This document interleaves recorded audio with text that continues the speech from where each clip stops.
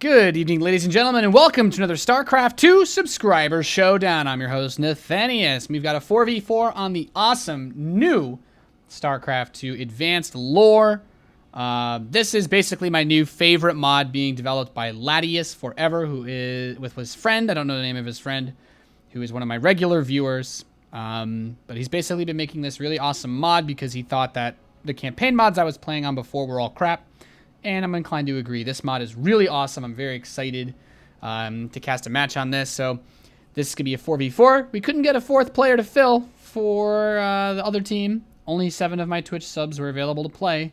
So we added an AI that's elite. I have absolutely no idea what that's going to do. I honestly have no idea what on earth the implications of that are going to be. So without further ado, this is going to be a 4v4, just so that you guys understand who is who. Oh, the Alt-F command doesn't work? Oh, it does. Okay, so it's going to be top left and bottom right versus top right and bottom left. So I'll introduce all of the players. In the top left, we have Korom. He is up with TT is me. Their enemies in the top right are Jugu and Hard Revenge, both representing the Sir W clan, which is one of these sub-clans.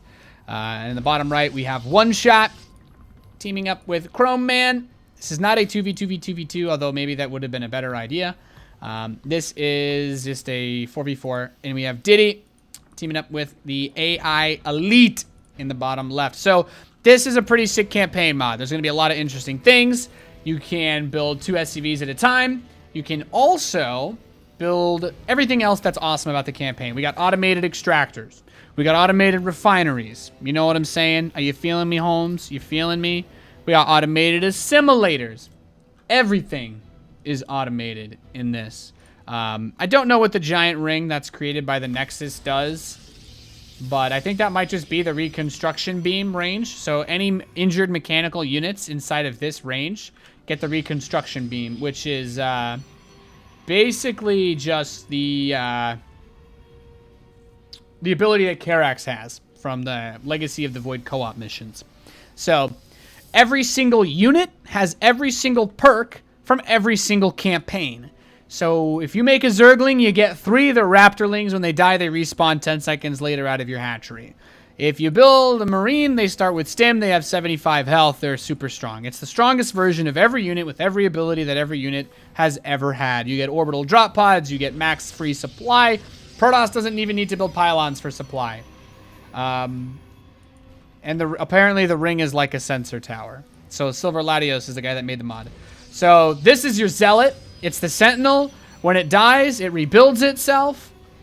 It has Whirlwind. It has the ability to stun everything that it touches. And it has Shadow Charge, which cloaks it as it charges.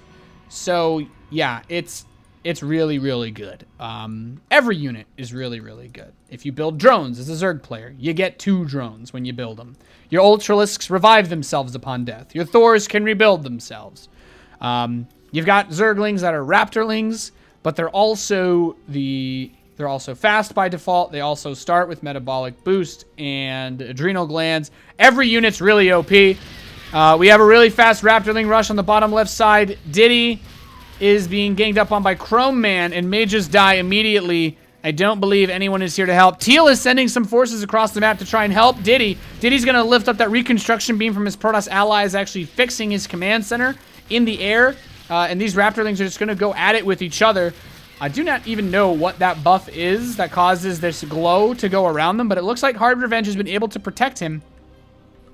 Now, keep in mind, I do believe that Zerglings that you lose respawn off of your hatchery, just like in the Heart of the Swarm campaign. At least that's what I was told. Yeah. They just, up to 10 lings basically respawn every 20 seconds or something like that. 21 seconds off of your hatch. So there you go. There you go. There's all sorts of madness. So this AI, I like how Diddy took all the gases with his automated refineries. He's still getting in a lot. Now he's going to land on this gold.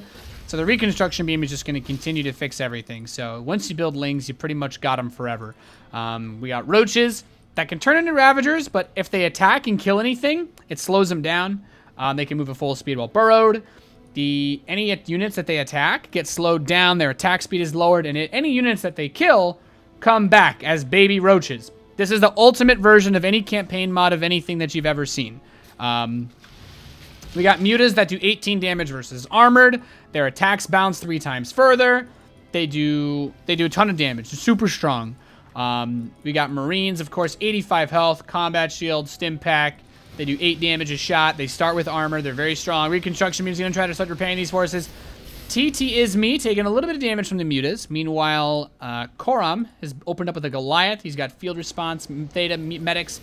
They heal units very fast. Of course, Spartan Company, they have Karen boosters as well, so their anti-air attacks have 9 range, quite good. Missile turrets have all the campaign buffs, the missile pods. They do splash damage against air units. Everything is as OP as it could be. Suffice it to say. I'm curious what the AI is going to do. The AI may just be a super useless teammate, but I know if you request money, the AI will almost always give it to you. So all of these sensor towers from the Nexi are just creating an endless Venn diagram on the minimap. I guess just do your best to ignore it. We have aberrations coming out for Chrome Man, as his triple Evo chambers just McChillin. He's got his Ravagers. Of course, Ravagers aren't in the campaign for Heart of the Swarm, so they don't get the benefits of any OP stats. Meanwhile, these Mutalisks just do so much damage to armored units because of that ability. They are quite a threat. When everything is OP, nothing is OP, as they say. We have a couple of Fire Bats here as well. The Prometheus Core. They start with 3 armor, even if they have no upgrades. The AI is indeed useless. Apparently, only the Protoss units actually make anything. And thank you very much, Doc Lift-A-Lot. No one's ever donated to me while I was casting one of these matches before. Thank you very much. I'm back. Keep the memes pumping. Yep, memes are great. And see, the cool thing about aberrations is that they're like Colossi, sort of, in that they can't go up cliffs, but they tower over other units. So Zerglings and Ravagers can go underneath the aberration. That command center just died instantly. Aberrations do 40 damage versus armored. I think that's... I mean, Diddy's still hanging in there. He's got a force over here. He's got a lot of medics, good number of Marines. And these mutas are coming up to fight. Now, these Dark Templar, they have all their abilities from the campaign, so they have that ability to blink and snipe units, as well as that shadow attack, the Shadow Fury, where they hit 5 targets nearby. And these mutas are just causing a ton of damage. Really need some better anti-air here. Maybe some Thors. Oh, yeah, the DT also has that ability to void stasis missile turrets. So...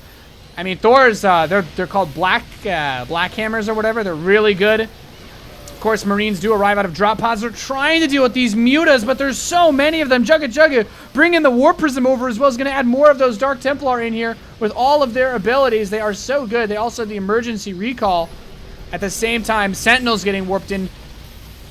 Missile turrets disabled. This also helps the Mutalisks. Warhounds are going to get brought in. The Sentinels are mechanical units, so Warhounds are very good against them, but there's not enough other stuff here. One Shot's going to try to come defend. He's got the Instigator Stalkers that do a tremendous amount of damage. They restore health when they're blinked, and they have charges of blink, so they can blink multiple times in a row. They're going to try to come up here and help give the assistance necessary. That missile turret splash damage is not enough to take out the mutas just yet. It's a bloodbath.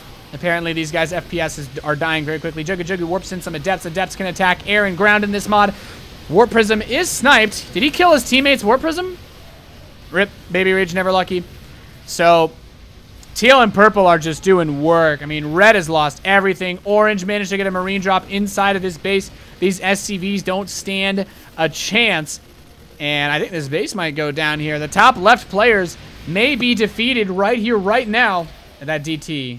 just moves so fast. He's got those moves like Jagger. As you can see, Adepts are very, very strong. When they kill units, their attacks also bounce to other units, I believe, too. So, Rip and Pepperoni. At the same time, Yellow ran in with that massive Ravager Aberration army and was able to defeat the green AI.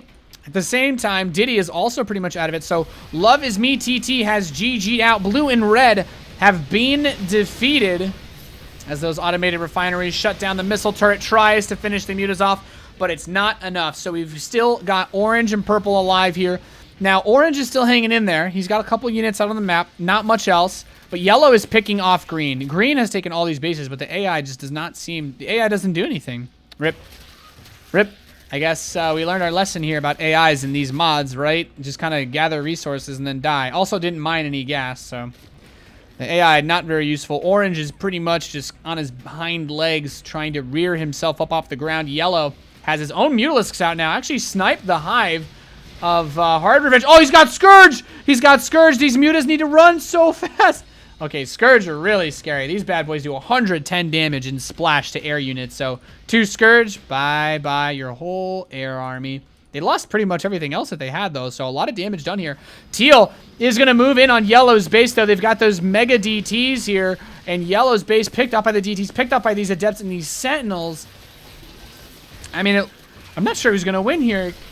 I feel like Pink and Yellow should have the army they need if the Aberrations come home to defend. Detection is a big issue. Those DTs have been so annoying. Overseer gets picked off by the Adepts as they just do so much damage. Corrosable's going to get dropped down, but those Adepts aren't armored, so the Aberrations really don't do a lot of damage against them. And look at the DT.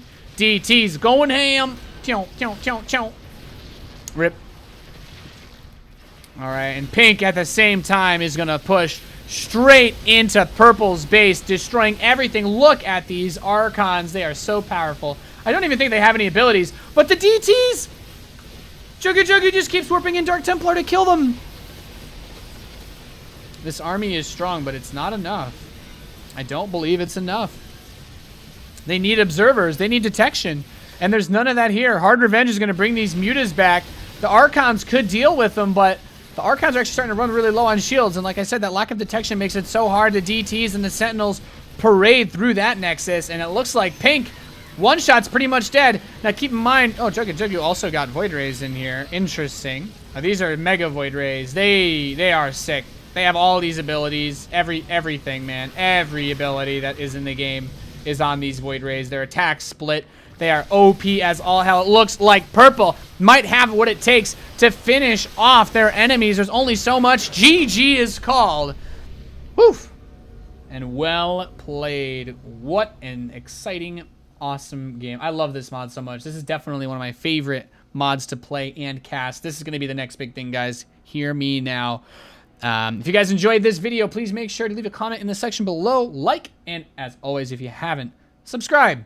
This was recorded live on twitch.tv/Nathanias. All the players you saw playing in here, except for the AI, were obviously my Twitch TV subscribers. For $4.99 a month, you can get the latest replays that I've been playing of when we went ladder, as well as you get a chance to play in awesome games like this. Thank you guys so much. I'll see you next time.